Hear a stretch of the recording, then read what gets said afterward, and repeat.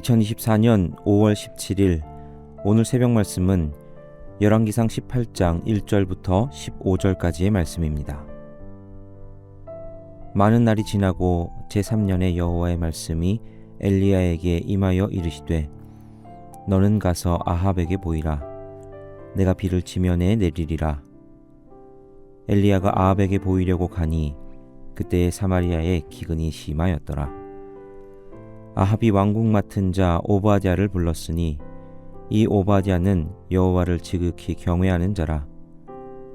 이세벨이 여호와의 선지자들을 멸할 때에 오바댜가 선지자 100명을 가지고 50명씩 굴에 숨기고 떡과 물을 먹였더라. 아합이 오바댜에게 이르되 이 땅의 모든 물 근원과 모든 내로 가자. 혹시 꼴을 얻으리라. 그리하면 말과 노새를 살리리니 짐승을 다 잃지 않게 되리라 하고 두 사람이 두루 다닐 땅을 나누어 아합은 홀로 이 길로 가고 오바댜는 홀로 저 길로 가니라. 오바댜가 길에 있을 때에 엘리야가 그를 만난지라. 그가 알아보고 엎드려 말하되 내 주 엘리야여 당신이시니이까. 그가 그에게 대답하되 그러하다. 가서 내 주에게 말하기를 엘리야가 여기 있다 하라. 이르되 내가 무슨 죄를 범하였기에 당신이 당신의 종을 아합의 손에 넘겨 죽이게 하려 하시나이까.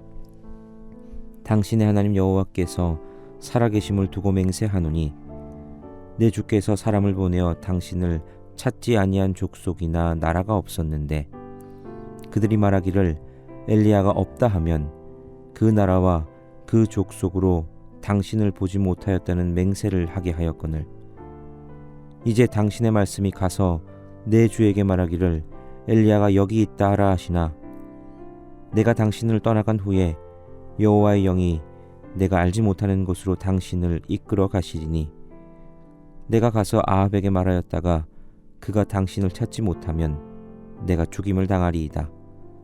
당신의 종은 어려서부터 여호와를 경외하는 자라. 이세벨이 여호와의 선지자들을 죽일 때에 내가 여호와의 선지자 중에 100명을 50명씩 굴에 숨기고 떡과 물로 먹인 일이 내 주에게 들리지 아니하였나이까. 이제 당신의 말씀이 가서 내 주에게 말하기를 엘리야가 여기 있다 하라 하시니 그리하면 그가 나를 죽이리이다. 엘리야가 이르되 내가 섬기는 만군의 여호와께서 살아계심을 두고 맹세하노니 내가 오늘 아합에게 보이리라. 오늘 본문은 1절에서 많은 날이 지나서 3년이 되었다라고 말합니다. 1절 2절 말씀은 이렇습니다. 많은 날이 지나고 제3년에 여호와의 말씀이 엘리야에게 임하여 이르시되 너는 가서 아합에게 보이라. 내가 비를 지면에 내리리라. 엘리야가 아합에게 보이려고 가니 그때 사마리아에 기근이 심하였더라. 하나님께서 엘리야를 통해서 북이스라엘에 비를 내리지 않겠다고 하신 후 많은 시간이 지나면서 그 땅의 가뭄은 더 심해졌습니다. 본문 2절은 북이스라엘의 수도인 사마리아에 기근이 심했다고 기록하고 있습니다. 비가 오지 않다 보니 기근이 생겨 상황이 많이 안 좋았던 것 같습니다. 5절에 보니까 아합이 물을 찾아 나서는데 왜 그렇게까지 해야 했냐?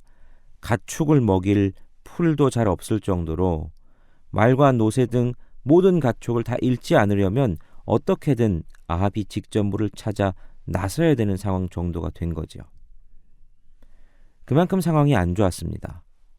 아합의 죄로 말미암아 온 이스라엘이 고통을 당하고 있었던 거죠. 그런데 아합은 그걸 깨닫지 못합니다. 그런 가운데 아합은 자신의 왕궁을 맡은 신하 오바댜를 데리고 물을 찾아 나서고 하나님은 엘리야에게 이제 아합에게 가서 아합에게 모습을 보일 것을 말씀하시는 것이 오늘 본문의 이야기입니다. 자, 그런 흐름 속에서 오늘 본문을 묵상하면서 저는 오늘 이 이야기에 등장하는 등장인물의 모습에 눈이 갔습니다. 오늘 본문에는 3명의 등장인물이 나오죠. 북이스라엘의 왕인 아합과 그의 왕궁을 맡은 신하인 오바댜, 그리고 하나님의 선지자 엘리야입니다. 이 세 명의 인물에 대한 묘사와 그들의 행동을 보면서 묘하게 오늘날 우리가 신앙생활할 때도 이런 모습들이 각자 있지 않나 하는 생각을 해보게 됩니다. 그래서 오늘 새벽 본문 속에 나오는 인물들을 살펴보면서 우리의 신앙생활이 누구와 닮아 있나 한번 비교를 해봐도 좋을 것 같습니다. 첫 번째 인물은 아합입니다.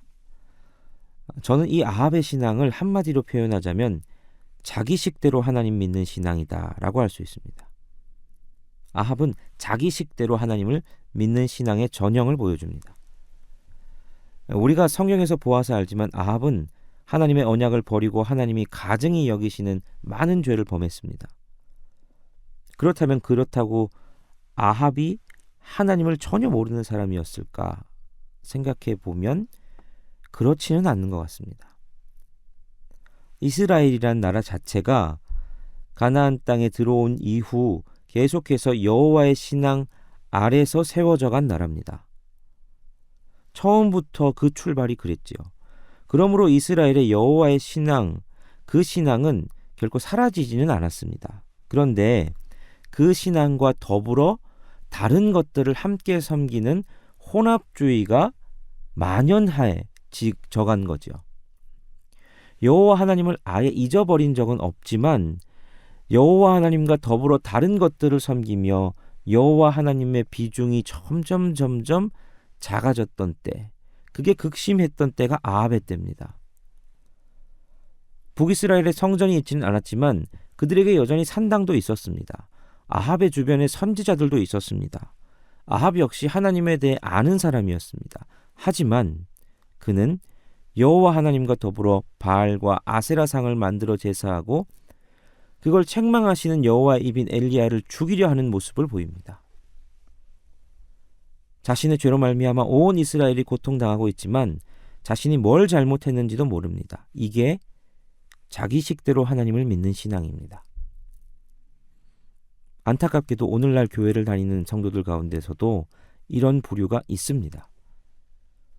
하나님을 아예 모르는 것 아니라 하나님 믿고 하나님 믿는 신앙생활을 함에도 불구하고 자기식대로 자기 마음대로 신앙생활을 하려고 하는 사람들입니다.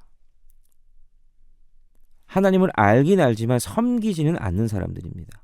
그래서 교회를 다니면서도 말씀대로가 아니라 이렇게 살아야 한다고 다른 사람들을 자기 마음대로 합리화하고 평가하고 때로는 극성맞게 예수 믿는다고 다른 사람들을 비난하고 박해하기도 하는 사람들이죠. 이런 사람들이 있습니다. 두 번째는 오바댜입니다. 저는 오늘 오바댜의 모습을 보면서 정말 많은 신앙인들이 이 오바댜와 같은 신앙의 싸움을 하고 있는 게 아닐까 하는 생각을 해봤습니다. 오바댜는 하나님을 열심히 섬기면서 충성하는 신앙인의 모습을 보여줍니다. 그는 하나님을 위해서 위험을 감수하기도 합니다. 아합이 하나님을 믿는 선지자들을 죽이려 할 때 선지자 100명을 50명씩 나누어 굴에 숨기고 가뭄으로 말미암아 기근이 들었을 때도 그들에게 떡과 물을 공급하며 그들을 지켰던 사람입니다. 훌륭한 모습입니다. 아합의 왕궁 업무를 맡은 높은 관직에 있으면서도 아합의 명령을 어기고 하나님의 선지자들을 살린 거죠. 그런데 그런 그도 결정적인 상황에서 하나님께 순종하기를 주저하는 모습을 보입니다. 아합과 함께 물을 찾아 나선 오바댜는 아합과 헤어져서 홀로 물을 찾아다니다가 엘리야를 만납니다. 엘리야는 오바댜에게 자신이 여기 있다는 것을 아합에게 전하라 합니다. 그런데 오바댜는 그걸 주저하면서 엘리야에게 하소연하지요. 지금까지 엘리야 당신이 어딘가 있다 이렇게 보고한 사람들은 나중에 엘리야를 찾지 못하면 결국 죽임당하는 것처럼 내가 죽으면 어떡합니까? 혹시 하나님이 당신을 옮기셔서 우리가 만나지 못하면 내가 죽지 않겠습니까? 하고 호소하지요. 오바댜의 호소는 상식적으로 납득이 갑니다. 이전에 그렇게 죽임당한 사람들을 봐왔던 오바댜는 두려웠겠지요. 그런데 오바댜는 그 두려움 때문에 하나님의 계획에 온전히 순종하지 못하고 있습니다. 오바댜가 정말 하나님의 뜻을 분별할 줄 알았다면 지금 엘리야가 오바댜의 앞에 나타난 것이 하나님의 뜻임을 알았을 겁니다. 만약 그렇지 않았더라도 두려움에 움츠려들지만 않았다면 지혜롭게 그 상황을 분별할 수 있었을 겁니다. 그런데 오바댜는 두려움으로 인해 하나님께 온전히 순종하지 못하고 떨고 있습니다. 우리가 신앙생활하면 이럴 때가 있죠. 하나님을 위해서 봉사도 하고 헌신도 하고 자기 것을 희생도 합니다. 그렇게 꽤 괜찮은 신앙은으로 잘 살아가다가 결정적으로 하나님께 순종해야 할 때 이 두려움 때문에 순종하지 못하고 움츠러드는 경우가 있습니다. 하나님 위해 희생도 하고 열심히 신앙생활하지만 하나님의 능력을 신뢰하기보다 두려워 움츠려드는 연약함이 있는 모습이 우리에게 있지 않은지 한번 돌아봐야 되겠습니다. 세 번째는 엘리야입니다. 엘리야는 철저하게 순종하는 신앙인의 모습을 보여줍니다. 그는 하나님이 가라고 하는 곳에 가며 머물라 하시는 곳에 머뭅니다. 그리고 하나님이 이제 떠나라 하면 위험을 감수하면서도 떠납니다. 3년이 지났다고 해도 여전히 아합의 위험은 없어지지 않았습니다. 오히려 기근이 심해지면서 엘리야를 향한 위협이 더 커졌을 겁니다. 그럼에도 하나님이 가라 하시니 엘리야는 갑니다. 오바댜와는 좀 다른 모습이지요. 엘리야가 어떻게 이렇게 할 수 있었을까요? 답은 하나입니다. 그는 하나님의 능력을 경험한 사람이었고 그래서 그 능력을 신뢰하는 사람이었기 때문입니다. 엘리야는 자신을 부르시고 아합의 손에서 자신을 지키신 그리고 수많은 기적으로 자신을 공급하신 하나님의 능력을 경험했습니다. 그런 하나님의 능력을 경험했기에 그는 두려울 수밖에 없는 상황에도 하나님의 말씀을 온전히 신뢰하고 순종할 수 있었던 거죠. 3년 동안 숨어 살던 엘리야가 다시 아합에게 모습을 보인다는 것은 두려울 수밖에 없는 상황이었습니다. 하지만 엘리야는 두려움을 이기고 하나님 앞에 온전히 순종합니다. 오늘 우리는 세 종류의 신앙인을 보았습니다. 여러분은 어떤 모습과 닮아 있습니까? 자기식대로 신앙생활하는 아합입니까? 아니면 하나님께 충성하지만 결정적인 순간 두려움 때문에 주저하는 오바댜입니까? 아니면 하나님의 능력을 신뢰함으로 두려움을 극복하고 순종하는 엘리야입니까? 부디 우리의 삶에 역사하신 하나님을 체험하고 날마다 두려움을 넘어 순종의 자리까지 나아갈 수 있는 우리가 되기를 소원합니다. 오늘 말씀이 우리를 들여다보는 거울이 되면 좋겠습니다.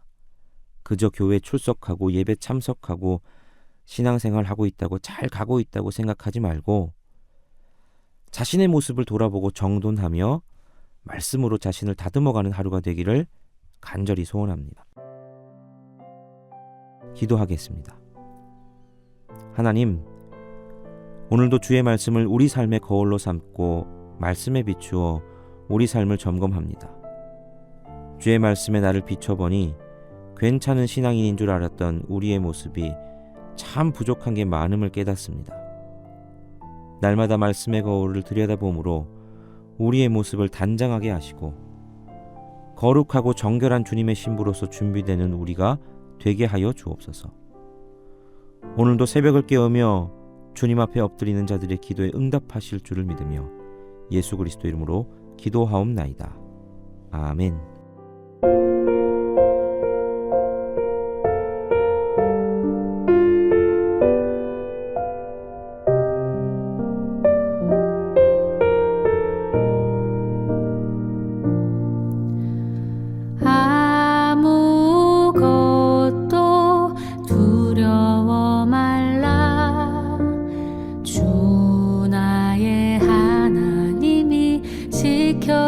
주시네. 놀라지 마라, 겁내지 마라. 주님 나를 지켜주시네.